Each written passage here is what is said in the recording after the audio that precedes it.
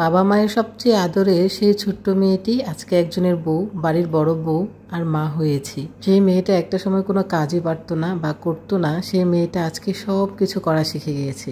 সবাইকে কিভাবে হ্যাপি রাখতে হয়, সবার ভালো মন্দ বুঝে গিয়েছে। সকালবেলা যখন সবাই ঘুমে তখন সে রান্নাঘরে সবার জন্য রান্না করছে, সবার পছন্দের খাবার বানাচ্ছে, কে কোনটা খেতে পছন্দ করে সবার পছন্দের খেয়াল রাখছে। মেয়েদের জীবনটাই এইরকম, দিন যায় আর মেয়েরা নতুনভাবে ঘুরে ওঠে। সবার বাড়ির জীবনটাই থাকে একরকম। আপনি 20-25 বছর অথবা 18 বছর একটা জীবন পার করবেন, তারপর বিয়ের পরে আপনি জীবনটা পুরা চেঞ্জ। আপনি যদি মানিয়ে নিতে পারেন তাহলেই সহজ, আর যদি আপনি সেটাকে মানিয়ে নিতে না পারেন তাহলে আপনার কাছে বিয়ের পরের জীবনটা এত কঠিন মনে হবে কেউ আপনাকে সাগরে ফেলে দিয়েছে। আপনি চারদিকে কাউকেই খুঁজে পাবেন না, মনে হবে এই সাগর থেকে আমি কিভাবে উঠবো। যদি আপনি নিজেকে মানিয়ে নিতে পারেন, সবার ভালো মন্দটা বুঝতে পারেন, তাহলে দেখবেন একসময় এই সাগরটাই আপনার খালে পরিণত হবে, যেখান থেকে ওঠা একদম সহজ। শ্বশুরবাড়িতে কখনো নিজের ইগো দেখাতে যাবেন না। শ্বশুরবাড়িতে আপনি সবসময় নিজেকে একটু ছোটই ভাববেন।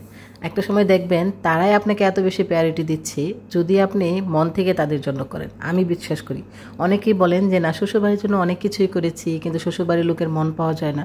হয়তো আপনি সেই করাটাতে কোনো না কোনো ভুল ছিল, আবার কিছু তো ব্যতিক্রম থাকেই। কিন্তু অধিকাংশ মানুষকে আমি দেখেছি যারা বলে যে অনেক করেছি, দেখা যায় তাদের করার মধ্যে কিছু না কিছু ঘাটতি থাকে। আপনি কিছুদিন কষ্ট করেন, দেখবেন মানুষ ঠিকই মানুষের কৃতজ্ঞতা প্রকাশ করে। কিছু মানুষ কৃতজ্ঞতা প্রকাশ করে না, সেগুলো আসলে মানুষের কাতার পড়ে না। আপনি চেষ্টা করে যান, দেখবেন আপনার স্বামী, আপনার শ্বশুরবাড়ির লোক একটা সময় আপনাকে মাথায় তুলে রাখবে। আমি যে মেয়েটা বাবা মার সবচেয়ে ছোট মেয়ে ছিলাম, আদরের মেয়ে ছিলাম, সেই মেয়েটাই আজকে একজনের বউ হয়েছি, একজনের মা হয়েছি আর বাড়ির বড় বউ হয়েছি। সবাই যখন সকালে ঘুমে থাকে, সেই সকালে আমি থাকি রান্না করে। সবাই ঘুম থেকে উঠে কি খাবে, কে কোনটা পছন্দ করে, তাদের পছন্দ অনুযায়ী রান্না করে।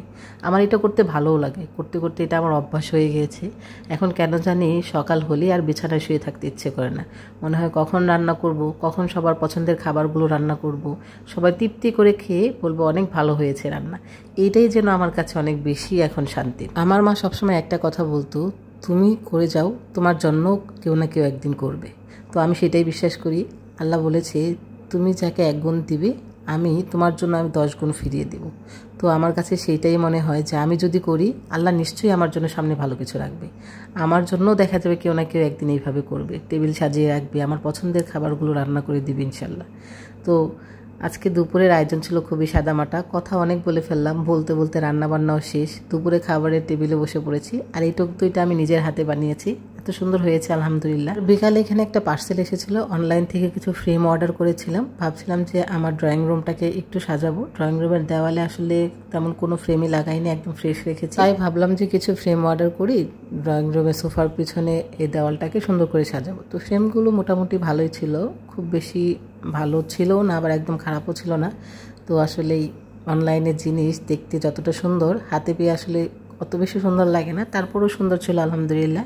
তো এই তো ছিল আমার ফ্রেম। এখানে টোটাল হচ্ছে 6টা ফ্রেম ছিল, ছোট 4টা আর বড় সাইজের 2টা। আর এই তো দেওয়ালে লাগিয়েছি। ফ্রেমগুলো কেমন হয়েছে অবশ্যই কমেন্ট বক্সে জানাবেন। সবাই ভালো থাকবেন, আমার জন্য দোয়া করবেন। আল্লাহ হাফেজ।